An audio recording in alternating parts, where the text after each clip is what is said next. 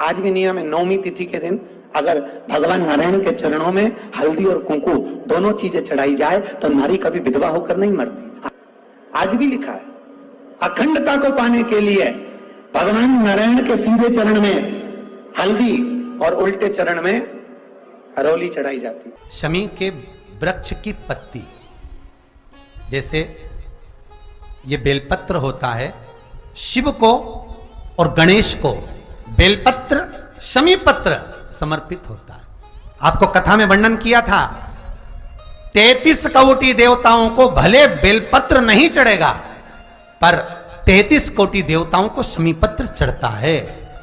और उसमें एक गणेश जी महाराज और एक बाबा भोलेनाथ, इन दोनों को शमी समर्पित होता है,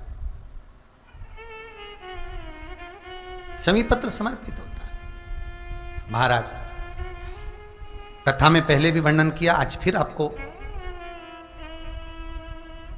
ये शिवलिंग है, समझ लेना बहुत अच्छे से, जो आपको करना है रिद्धि सिद्धि पाने के लिए, संपदा को बढ़ाने के लिए। ये शिवलिंग है, ठीक है। ये गोल जलाधारी है, ये चरण से जल नीचे गिरता है। शंकर जी का पूरा परिवार शिवलिंग के आसपास में है। शंकर जी की 5 लड़कियां जो ऊपर से जल नीचे गिरा रही हैं, जया, विषहरा, शामरी बारी, दोतली और देव, ये शंकर जी की 5 लड़कियां, जिनका नाम लेकर सोने से रात्रि में नींद अच्छी आती है। एक एक बूंद जो ऊपर से गिरा रही हैं, ये शिव की 5 बेटी। जहां से जल नीचे गिरता है, शिवलिंग का जो जल नीचे जाता है, उसके राइट भाग में गणेश जी का स्थान, लेफ्ट भाग में कार्तिकेय का स्थान, बीच में शंकर जी की सबसे छोटी लड़की अशोक सुंदरी का स्थान। शिव महापुराण की कथा कहती है, और गणेश चरित्र अपन श्रवण कर रहे हैं, जिसके घर में संपदा की कमी पड़ती हो, बीमारियां ज्यादा फैल रही हो, बहुत कष्ट हो महाराज, बहुत ज्यादा दुखी हो महाराज, कोई काम नहीं बन रहा, बहुत तकलीफ में हो, तो शमी पत्र, शमी की पत्ती, जहां गणेश जी का स्थान है वहां पर 5 शमी पत्र 5 समर्पित करें, और शंकर जी के ऊपर 3 शमी पत्र समर्पित करें। बहुत ध्यान देना, 5 शमी पत्र जहां गणेश जी का स्थान है शिवलिंग में, वहां समर्पित करें। 3 शमी पत्र शिवलिंग के ऊपर समर्पित करें। 1 शमी पत्र शंकर जी की चौखट पर लेफ्ट भाग में, जाते समय आपका उल्टा हाथ, जब मंदिर से निकलो तो उल्टे हाथ पर लेफ्ट भाग में शंकर जी की चौखट पर समर्पित करें 1 शमी पत्र। और महाराज घी का दिया, जहां लेफ्ट भाग में आपने शमी पत्र रखा है, मंदिर में ना दिया लगाकर बाहर की ओर जहां शमी पत्र रखा है, उसके ठीक साइड में एक घी का दिया लगा दीजिए। गणेश पुराण कहती है, भगवान गणेश जी का मोर ध्वज का, मयूर ध्वज गणेश का नाम लेकर जो ये दीप शमी पत्र चढ़ा देता है, उसके घर से कभी रिद्धि सिद्धि नहीं जाती, वैभव प्रतिष्ठा नहीं जाती। कर कर देखना, अगले साल तक आपका व्यापार कितना चलता है हमको बताना जरूर, करके देखो एक बार। गणेश पुराण का, शिव महापुराण का यह प्रसंग करिए, जीवन में उतारिए। प्रश्न किसी ने करा है, बड़ा सुंदर प्रश्न है, समझने वाला प्रश्न है कि हम शंकर जी के मंदिर में जाते हैं,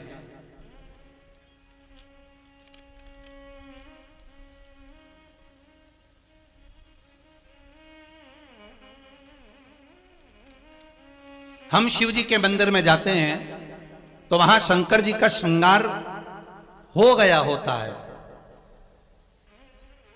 अर्थात जो पूजन कर कर गया वो शिव जी का श्रृंगार करके गया, कोई भी गया, फिर वापिस हम जल चढ़ाएं, फिर वापिस श्रृंगार करें, तो क्या स्वीकार होगा?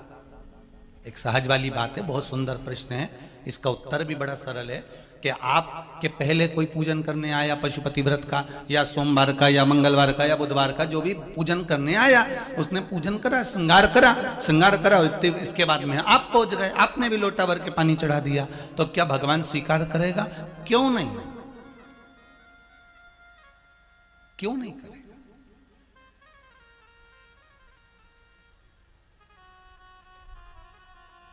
एक पिता के 5 पुत्र हैं, बहुत सरल भाषा में समझना है इस प्रश्न का उत्तर। एक पिता के 5 पुत्र हैं, पिता के लिए पांचों पुत्र बराबर है। बोलो सही है कि गलत है? माता के लिए, पिता के लिए ये पांचों पुत्र बराबर के हैं महाराज। इनके पास में कपट वाला भाव नहीं है। बड़ा बेटा आया, उसने कहा पिताजी 50 रुपए देना मुझे। पिताजी ने उसको 50 रुपए दिए। मंझला बेटा आया, पिताजी मुझे 100 रुपए देना। ले बेटा ये ले। कोई आया, मुझे 200 रुपए देना। हाउ बेटा ये ले। कोई आया, मेरे को 500 रुपए देना। हाउ बेटा ये ले। पिता के लिए सब बराबर है। अब एक बेटा आया, उसने पांव दबाया। एक बेटा आया, उसने हाथ दबाया। एक बेटा आया, उसने धोक लगाई। एक बेटा आया, पीठ की मालिश कर कर चले गया। एक बेटा आया, थोड़ा सा पिताजी को पानी पिलाकर चले गया। उसी तरह पिता प्रसन्न है कि मेरे पांचों की पांचों बेटे मेरी सेवा में लगे हुए हैं, मेरे 5 पुत्र मेरी सेवा कर रहे हैं। ये पिता की प्रसन्नता है। ये पिता की प्रसन्नता है। उसी तरह भगवान की हम सब औलाद हैं, भगवान की हम सब संतान हैं। जो बेटी जो बेटा जब आता है और जब पूजन कर कर जाता है, भगवान उसकी पूजा को उसी समय स्वीकार कर लेता है। भगवान ये नहीं सोचता कि मेरा श्रृंगार हुआ है। केवल एक देव अधिदेव महादेव ही तो ऐसे हैं जो दिन भर नहाते हैं,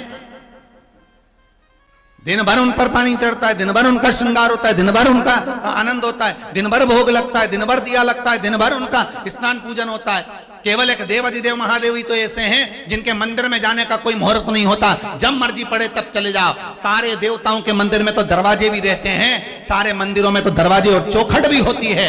पर पहले का अगर नियम निकाल कर देखोगे तो शंकर जी के मंदिर में ना तो दरवाजा होता था ना चौखट होती थी। दरवाजा चौखट बना भी देते थे तो दरवाजा नहीं लगाते थे कि तुम्हारी मर्जी पड़े तब शंकर के दरवाजे जाना, जल चढ़ा के आना, प्रार्थना करना और वापिस घर चढ़े जाना। क्यों? क्योंकि शंकर शमशान के वासी हैं, शिव कैलाश के निवासी हैं। शंकर शमशान में निवास करते हैं। जैसे शमशान में जाने का कोई मुहूर्त नहीं होता, उसी तरह शंकर भगवान के पास जाने का कोई मुहूर्त नहीं होता। जब मर्जी पड़े तब चले जाओ, जब तुम्हारा मन करे तब शिव के दरवाजे जाओ। उसके पास जाने का कोई मुहूर्त नहीं, उसके पास पहुंचने का कोई मुहूर्त नहीं, उसकी चौखट पर जाने का कोई मुहूर्त नहीं है। तुम्हारा जब मन पड़े, तुम्हारा जब मन करे तब शिव के दरवाजे पहुंचो। जैसे बेलपत्र के वृक्ष के नीचे चढ़ाया गया पानी हमारे पितरों को प्राप्त हो जाता है, शिव जी को चढ़ाया गया पानी 33 कोटि देवताओं को प्राप्त हो जाता है। उसी तरह भगवान देव अधिदेव महादेव को समर्पित करा गया एक बेलपत्र 3 लोक के हमारे संपूर्ण देवी देवता जो भी विराजमान है उन सबको प्राप्त हो जाता। जल की बड़ी महत्वता है कि जल शिवजी को जब चढ़ाया जाता है, जल जब हम बेलपत्री के पेड़ के नीचे चढ़ाते हैं, पीपल के वृक्ष के नीचे जल चढ़ाते हैं, आंवले के वृक्ष के नीचे जल चढ़ाते हैं, तो उसकी कितनी कितनी महत्वता होती है।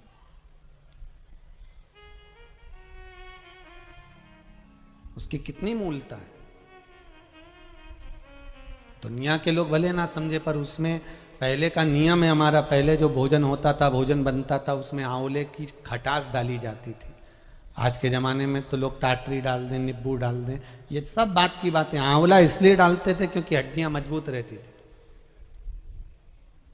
अब आज के समय में तो कहाँ लोग बाग बस वो च्यवनप्राश मिल जाए आंवले का तो खा ले। पर नियम अगर माताएं बनाए कि आंवला नवमी पर आंवले के वृक्ष से आंवले लेकर आवे, आंवला नवमी के समय पर बहुत आंवले आते हैं, तो उसके बाद में उसके पहले कभी भी ले आओ और आंवले इकट्ठे कर कर वही जब दाल सब्जी भाजी बनाओ उसमें पटक दो थोड़ा सा एक आध आंवला, तो उसका जो रस तत्व है शरीर की हड्डियों के लिए अच्छा। तो हमारे यहाँ बेलपत्री का वृक्ष, पीपल का वृक्ष, आंवले का वृक्ष, इन तीनों जगह पर जो जल चढ़ाया जाता है उसकी महत्वता भी हमारे यहां दर्शाई गई, उसकी महत्वता भी दर्शाई। एक अच्छी बात सुनो, बहुत बाबा की कथा में प्राप्त हो और जीवन का कल्याण हो। कभी किसी मकान का उद्घाटन कर रहे हो, किसी दुकान का उद्घाटन कर रहे हो महाराज,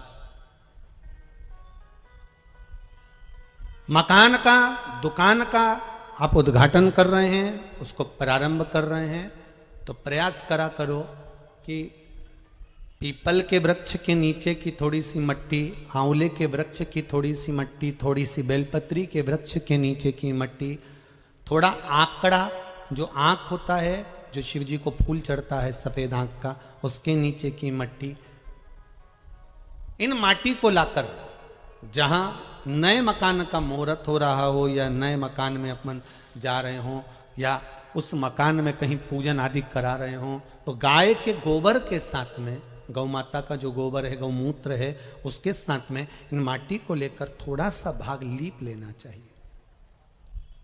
क्यों? क्योंकि बेलपत्री के वृक्ष के नीचे लक्ष्मी जी का आवास है, पीपल के वृक्ष के नीचे नारायण और लक्ष्मी का आवास है, शनि का आवास, भगवान शिव का आवास है। इसलिए शिव जी का एक नाम है पिपलेश्वर महादेव। दधीची ऋषि की अस्थियां जाने के बाद में सुभाष ने जो अपना गर्भ था उसको पीपल के कोटर में रख दिया था, और पीपल के वृक्ष का फल खाकर वो बच्चा जीवित रहा था, जिसका नाम पिपलाद हुआ। शिवजी ने उसको वर प्रदान करा था, इसलिए उसका भगवान शंकर का नाम पीपल के वृक्ष के नीचे पिपलेश्वर महादेव पड़ गया था।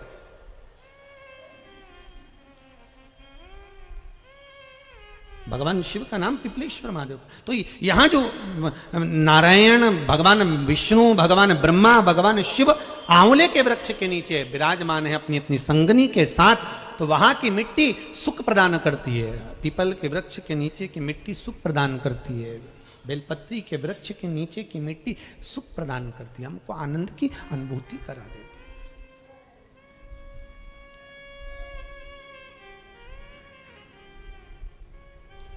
सुख जहां मिल जाए। महाराज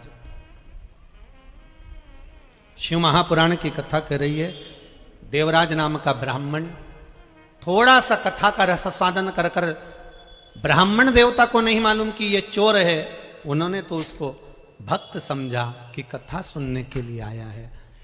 अपने को मालूम नहीं पड़ पाता, अपने कथा के पंडाल में, अपने एरिया में कौन बैठा है, कैसा बैठा है, क्यों आया है, अपने को क्या मालूम। आप तो कथा के पंडाल में आया है तो आप समझेंगे कथा सुनने आया, अपने को क्या मालूम कि ये क्या करने आया।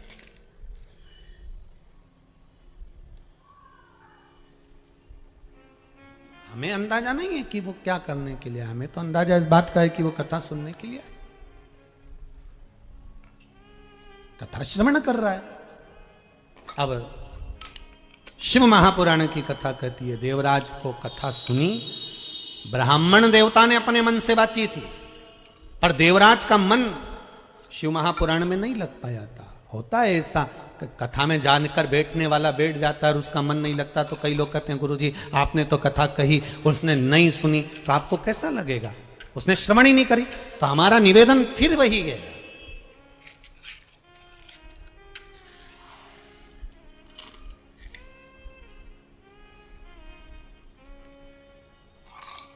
पत्थर को